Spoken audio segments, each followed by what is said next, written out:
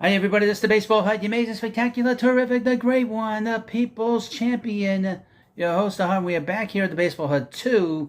I hope you like this video and subscribe. So I want to talk about the New York Yankees, but before we get into the Yankees, you need to smash that subscribe button. Very important. So the Yankees ownership, which is basically the son and the children of George Steinbrenner, Hal Steinbrenner, his son, has made a decision on Brian Cashman. And it's not something that I think Yankee fans are too happy about. And this is from NJ.com. Headline, Yankees owner Hal Steinbrenner has made a decision about GM Brian Cashman. Let's see how this goes.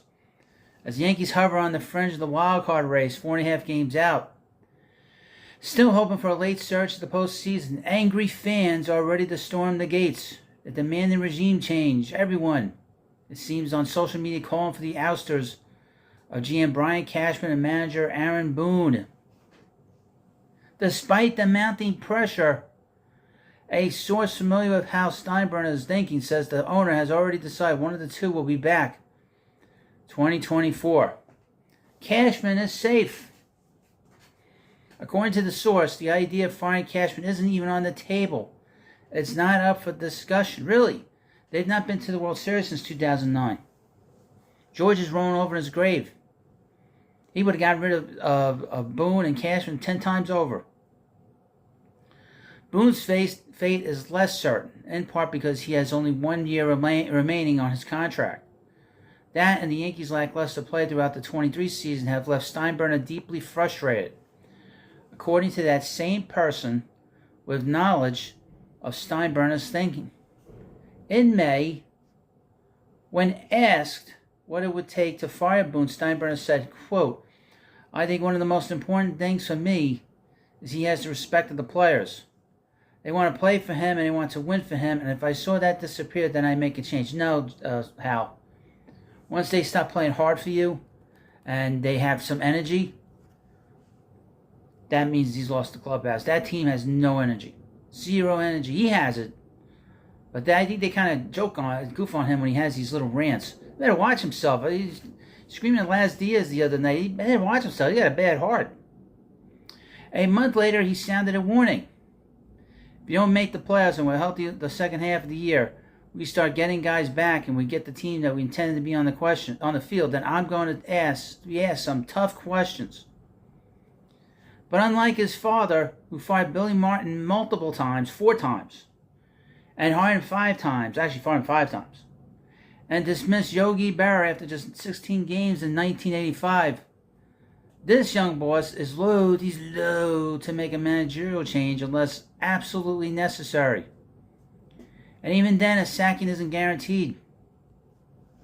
Boone apparently will be given every opportunity to resuscitate the Yankees over the final 48 games.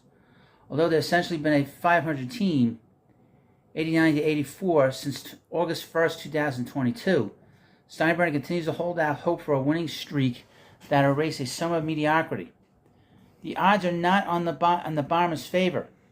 Fangraph says Boone's crew has an 11.9% chance of getting to the playoffs and 0.7% chance of winning the World Series. They can never beat the Astros. Given the probability of finishing out of the running, or at the best, an early round exit, what's keeping Boone's candidacy alive? Oh, for that matter, Cashman's. The safety net, according to another voice in Steinbrenner's orbit, is the owner's wish to avoid tough choices and stay out of the spotlight. Hey, asshole, you had these guys here for 20 years. Cashman's been general manager here since 1998. Okay? And Boone's been here since 2018.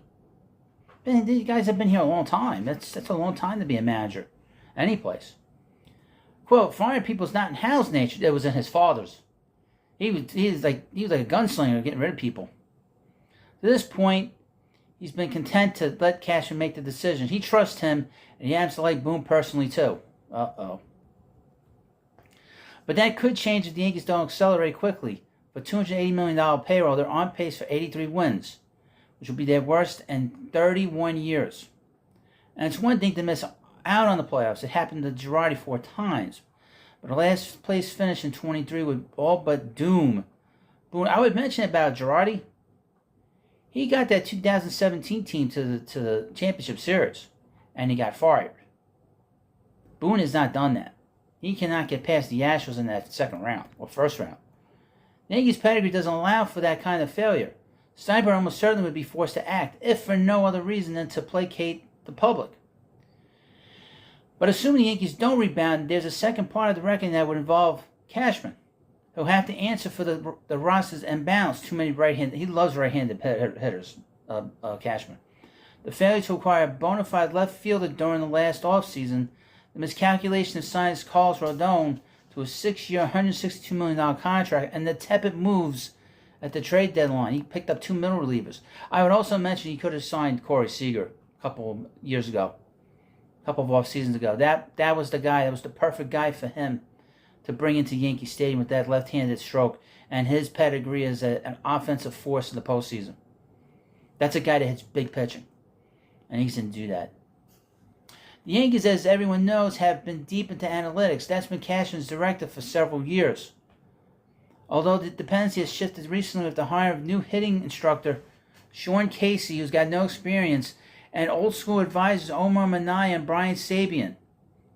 They got to steal from the Mets. The Mets pass, which is actually not a bad pass from Omar, particularly with the farm system. But previously, statistics-based decision-making netted the Yankees, among others, Joey Gallo, Sonny Gray, Frankie Montas, and hitting coach Dylan Lawson, all of whom failed in the Bronx. Even last month, according to an industry source, the Yankees could have made a deadline deal for outfielder Randall Krychek, who was batting .308 with the Rockies.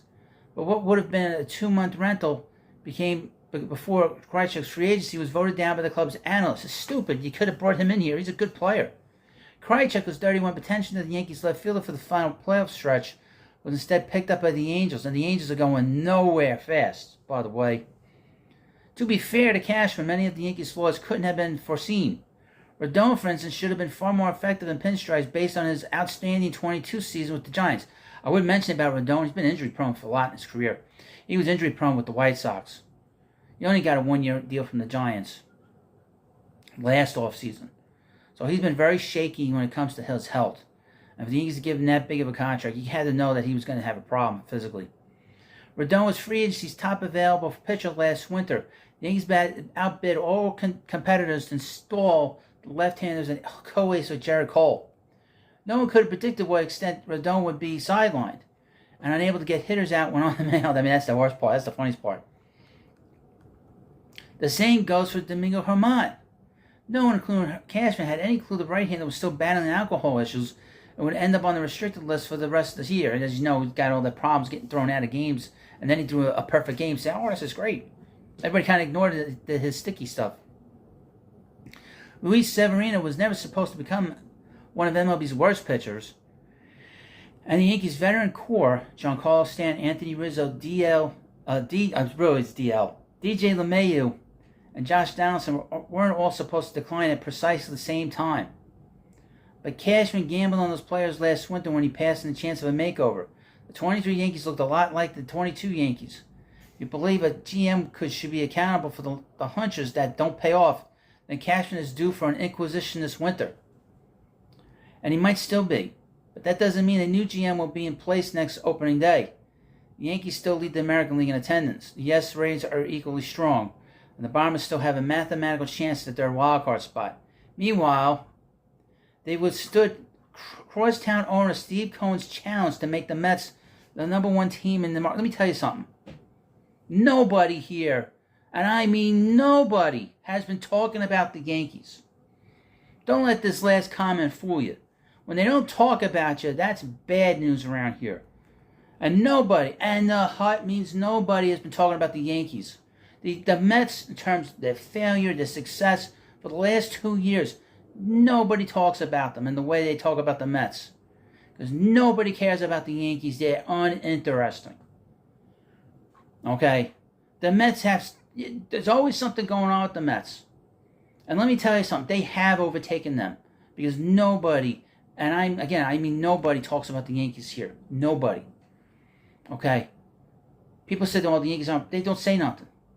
They all talk about the Mets. good, bad, or indifferent. The Mets have returned to being the number one team in this market. Don't let anyone fool you. Because the ratings at SNY have been off the charts the last 2 years. Have been better than the Yankees. So this is Clappish. This is Bob Clappish trying to throw shade at Cohen. But just so you know, just to finish this off, you don't have to go after the Mets at the end of this article. Well, at least you're not the Mets. Let me tell you something. Nobody talked about the Yankees at the trade deadline. They talked about how inept they were at the trade deadline when they picked up two middle relievers and nothing else. Well, thank you for watching this video. As I get all livid about this little comment at the end of this article, which was unnecessary. So thank you for watching. Please subscribe to Baseball Hut 2, and I'll see you later.